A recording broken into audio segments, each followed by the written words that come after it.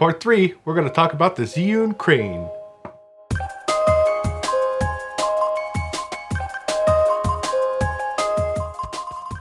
You could get all kinds of shots with this thing. I mean, you could get jib shots with it. You could get long sweeping pans. You could kind of simulate your dolly kind of effect with it. You could get high shots, low shots, all kinds of shots. I mean, it's an excellent tool to have in your bag. I tell you, I love this thing.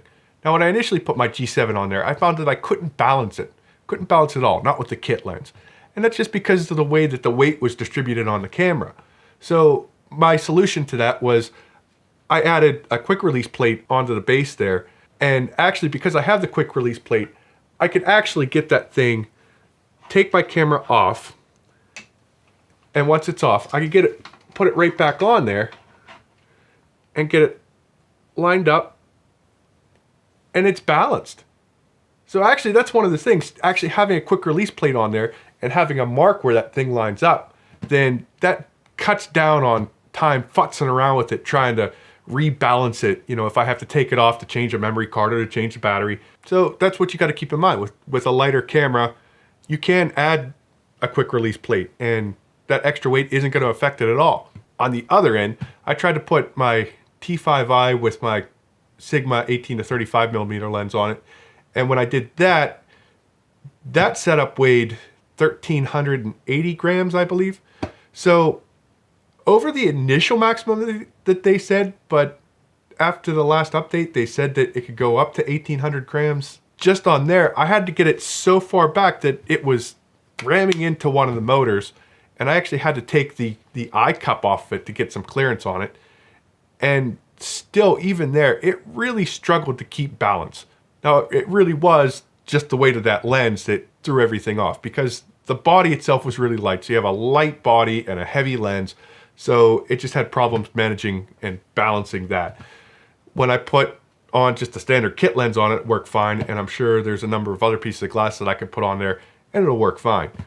It is just something that you should keep in mind on this is not every camera is going to set up. You can't just go and say, well, it could support this weight, it's going to work. It's not necessarily going to work because it's in that weight classification. It's all about how that weight is distributed. Now, Curtis Judd just recently, he did a review of this and he went through a nice walkthrough on how to get this balanced and ready to go. And I'm going to put a link in the description below just so that you can go to his video and take a look at that if you're interested in how to actually set up and balance this and get it set up correctly. You know, generally speaking, if it's leaning to this side, you have to move it this way. If it's leaning this way, you have to move it that way. So, you know, just move it to the high side. That's what you want to look for. Anytime you're balancing this, you always want to look to move it to the high side. The only thing that I was adding on to there is, you know, just those goofy moments when you have something like this where no matter what you do, it's not going to balance. For me, it was just a matter of putting on a quick release plate. So this allowed me to move it further out, and getting it moved that little bit further out allowed me to actually get that balance to where I need it. And as you could see, I mean, it's balanced perfectly. I could put it right there and it stays there.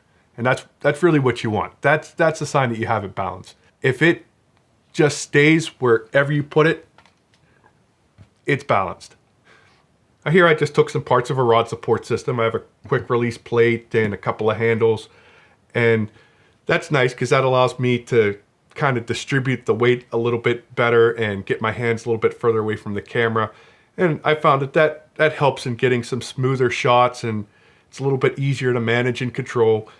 And just because it is a rod support system, you know, you can get other accessories that will mount directly on the same 15 millimeter rail and, you know, accessorize it to your heart's content.